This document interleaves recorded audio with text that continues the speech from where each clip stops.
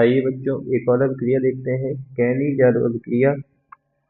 अभी हमने इसके पहले एल्डिहाइड वाली अभिक्रिया जो देखी है उसमें एल्डोल संघनन देखी है। एल्डोल संघनन वे अभिक्रियाएं होती हैं जिसमें एल्डिहाइड के पास अल्फा हाइड्रोजन उपस्थित होता है। कैनी-जारो में वे एल्डिहाइड होंगे जिनके पास अल्फा हाइड्रोजन नहीं होगा, यानी क्रियात्मक समूह के बाद जो कार्बन यदि लगा है तो उस कार्बन के पास अल्फा हाइड्रोजन नहीं होगा। तो ऐसे एल्डिहाइड यदि हैं तो वो कैनी-जारो अभिक्रिया सांद्र क्षार की उपस्थिति में देते हैं। तो ये महत्वपूर्ण अभिक्रिया है, चलिए देखते हैं। देखिए इसमें हम ऐसा बोलते हैं कि एल्डिहाइड जिनमें अल्फा हाइड्रोजन परमाणु उपस्थित नहीं होता है, ठीक है, अल्फा हाइड्रोजन परमाणु उपस्थित नहीं होता है की क्रिया जब सांद्र क्षार जैसे KOH है, NaOH है, विलयन से कराते हैं तब वह असमानुपातिक हो जाता है। असमानुपातित का मतलब है बच्चों यहाँ पर कि जो हमने एल्डिहाइड ग्रुप लिया है तो एल्डिहाइड ग्रुप का, एल्डिहाइड समूह का एक अणु जो होगा वो एल्कोहल में बदल जाएगा, यानी उसका अपचयन हो जाएगा, और दूसरे का ऑक्सीकरण हो जाएगा, यानी वो एल्डिहाइड से कार्बोक्सिलिक अम्ल में बदल जाता है। तो इस अभिक्रिया को हम कैनी-जारो अभिक्रिया कहते हैं। तो ये कौन से देंगे बच्चों? ये वो एल्डिहाइड देंगे जिनके पास अल्फा हाइड्रोजन नहीं होंगे, ठीक है। तो चलिए देखते हैं, इसमें एक अभिक्रिया करके देखते हैं बच्चों। तो हमने लिया एक फॉर्मल्डिहाइड और उसकी NaOH से अभिक्रिया करा दी। तो देखिए हमने दो अणु लिए फॉर्मल्डिहाइड के, दो अणु लिए हमने फॉर्मल्डिहाइड के, ठीक है, HCHO प्लस NaOH। NaOH की जो सांद्रता है वो कंसंट्रेटेड रहेगा, तो इसमें एक अणु का आपका क्या हो गया, अपचयन हो गया, तो बना आपका CH3OH, और दूसरे अणु का ऑक्सीकरण हो गया तो वो बना आपका HCONA। एक हो गया मेथिल अल्कोहल, दूसरा हो गया सोडियम फॉर्मेट। चलिए एक और उदाहरण लेते हैं। इस बार उदाहरण लेते हैं बेंजल डिहाइड का। तो बेंजल डिहाइड यानी बेंजीन पे CHO ग्रुप, इसकी NaOH से अभिक्रिया कराते हैं तो आपको मिलेगा बेंजिल अल्कोहल, और बेंजिल अल्कोहल के साथ मिलेगा सोडियम बेंजोएट। तो यहाँ पे भी देखिए हम कंसंट्रेटेड सांद्र जो है कंसंट्रेटेड क्षार लेते हैं जिसमें बेंजील्डिहाइड के एक अणु का अपचयन हुआ है जिसमें बेंजील अल्कोहल मिला है, और दूसरे अणु का ऑक्सीकरण हुआ है जिसमें सोडियम बेंजोएट मिला है। तो ये कैनी-जारो अभिक्रिया महत्वपूर्ण है जिसमें टिप्पणी लिखने को आता है, तो उस प्रश्न में ये पूछा जाता है। चलिए हम इसी क्रम में एक प्रश्न और देख लेते हैं, कार्बिल एमीन अभिक्रिया। तो आइए देखते हैं कार्बिल एमीन अभिक्रिया। इसमें बच्चों ये बताते हैं कि जब ये कार्बिल एमीन अभिक्रिया हमारी कब काम में आती है, ये प्राथमिक एमीन ही केवल इस अभिक्रिया को देते हैं, यानी प्राथमिक एमीन को पहचानने के काम में आती है कार्बिल एमीन अभिक्रिया, ठीक है।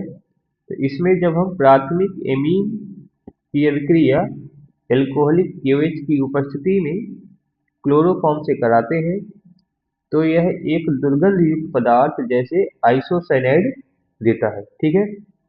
तो ये आपका अभिक्रिया जो है प्राथमिक एमीन ही देते हैं, द्वितीयक और तृतीयक एमीन नहीं देते हैं। चलिए एक अभिक्रिया करके देखते हैं। तो इसमें एथिलेमीन लिया हमने CH3CH2NH2 प्लस इसकी हमने क्लोरोफॉर्म से अभिक्रिया कराई है CHCl3 प्लस 3KOH से। तो यहाँ पे जो NH2 ग्रुप है वो आइसोसाइनाइड में बदल जाता है, NC में बदल जाएगा, मतलब NH2 ग्रुप जो होगा वो आइसोसाइनाइड में बदल जाएगा, प्लस 3KCl प्लस 3H2O, ठीक है। तो ये हमारी अभिक्रिया जो है एलिफैटिक एमीन और एरोमेटिक एमीन दोनों देते हैं। तो ये भी हमने जो है एलिफैटिक एमीन से अभिक्रिया की हुई है, आगे एरोमेटिक एमीन से भी अभिक्रिया करते हैं।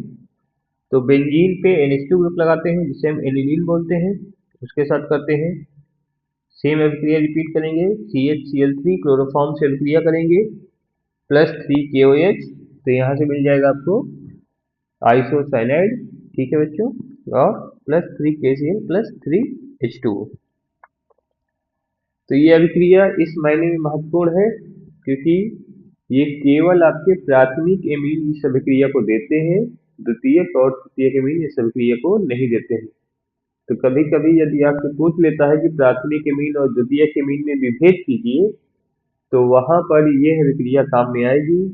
प्राथमिक एमीन कार्बिल एमीन जो है उत्पाद बनाता है या आइसोसाइनाइड उत्पाद बनाता है, जो कि दुर्गंध युक्त पदार्थ होता है।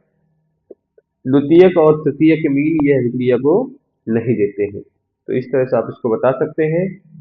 इसमें एक और जानकारी आपको दे दूं, आप इसको आप देख सकते हैं गूगल करके। ये आइसोसाइनाइड ही वह पदार्थ वो है जो आपका भोपाल गैस पीएचडी में लीक हुआ था, मेथिल आइसोसाइनाइड। तो जहाँ पे हमने ऊपर एथिल लिखा हुआ है, यहाँ पे यदि हम मेथिल ले लें CH3NH2 और उसकी क्लोरोफॉर्म से अभिक्रिया कराएं तो वहाँ पे आपको मेथिल आइसोसाइनेट प्राप्त होगा। आइए मैं अभिक्रिया लिख के बता देता हूँ आपको। तो देखिए, जैसे तीसरा उदाहरण लिख लेते हैं। यहाँ पे हमने लिखा, मान लीजिए CH3NH2 plus CHCl3 plus 3QH।